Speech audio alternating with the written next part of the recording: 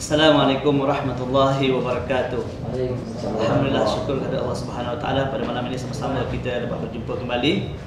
Dan malam-malam ini saya akan membicarakan tentang 2015. Kerana tidak lama lagi kita akan menutup tirai 2014 dan seterusnya kita akan menyambut tahun 2015, ini tahun baru.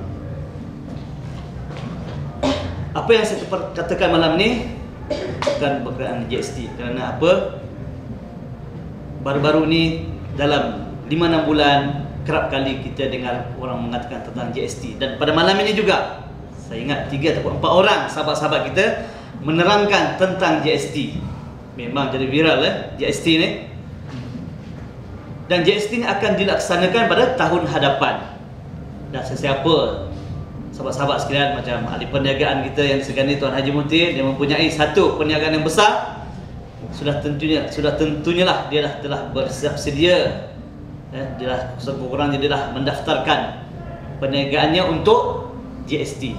Kerana kalau kita tak berbuat seperti itu sekarang, takut tahun depan kita akan kelang kabut. Semasa apa? Semasa GST dikuat kuasakan pada tahun 2015, April tak silap saya 2015 dia akan dikuatkan GST. Tapi malam ni saya bukan nak mengatakan tentang GST, sebab ramai sangat mengatakan GST.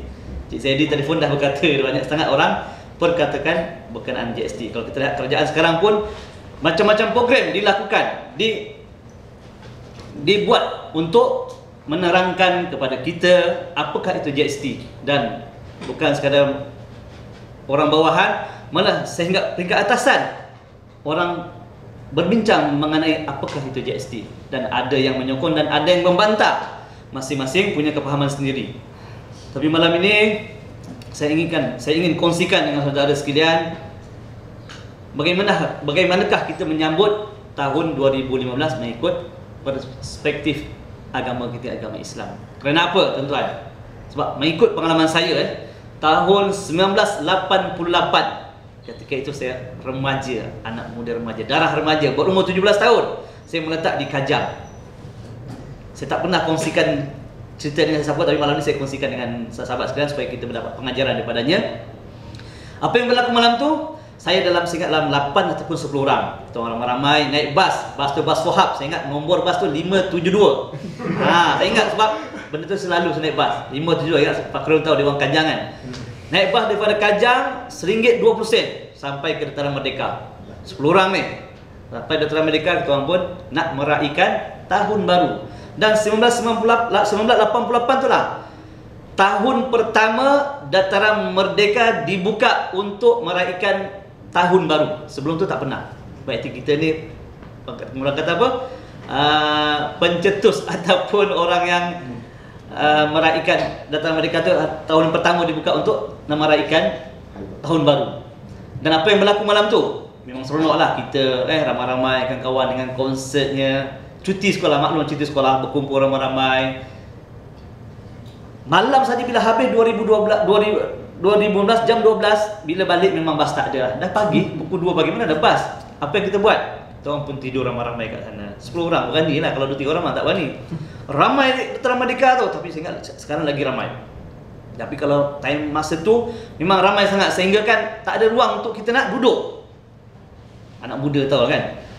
Selepas habis saja konsert, apa yang kita buat? Kita nak tidur tak ada tempat. Rumput, banyak rumput. Rumput yang banyak lah.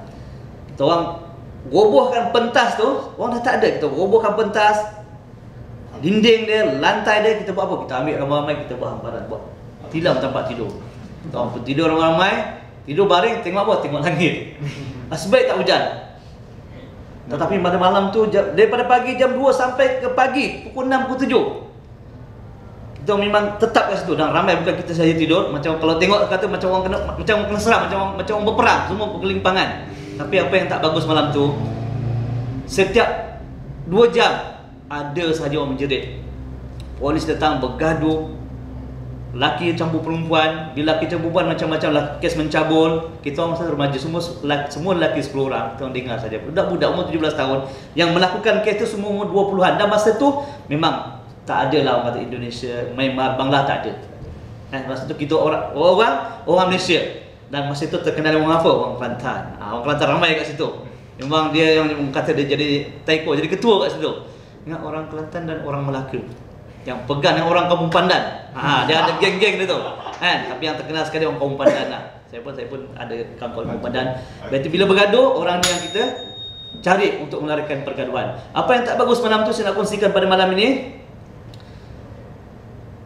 Banyak perkara yang tidak baik berlaku pada malam tahun baru. Sehinggalah sekarang, bukan daripada tahun 88 hingga sekarang 2014 dan akan datang lagi 2015. Masih juga berlaku gejala sosial. Kalau sekarang meragut, membunuh, merompak, mencuri, merogol. Jadi kita tak nak 2015 perkara ini lagi bertambah. Sekurang-kurangnya kalau kita tak dapat basmi, kita dapat kurangkan dengan cara kita melihat dan kita menjaga anak kita pada malam tahun baru. Ke manakah hala tuju mereka? Sebab bila malam tahun baru mereka akan hilang. Mereka akan bodek ayah mak, minta malam tahun baru, minta kebenaran untuk keluar bersama kawan-kawan. Bagi saya, jangan benarkan anak-anak kita berkeliaran. Biarlah tahun baru tu kita raikan satu keluarga. Kalau nak ramai, panggil adik-beradik kita. Mungkin adik-beradik kita seorang ada anak, seorang satu keluarga tu ada 6 orang anak. Kali dengan 6 orang beradik ada 36 orang. Campur dengan mak bapak ada 50 orang. Dah cukup meriah kita meraikan malam tahun baru bersama keluarga yang kita sayang. Untuk mengelakkan daripada berlaku seperti gejala sosial tadi. Jangan takut-takut satu malam yang kita naraikan akan membuatkan kita menyesal seumur hidup. Kalau kita lihat di kampung-kampung, malam tahun baru mereka race motor, berlumba motor satu malam. Masuk je tahun baru, jam 12.00 bunga api, orang tiup terompet, maka mereka pun berlumba. Berlumba nasib terbaik mati, semua hidup menyesal. Tidak berguna.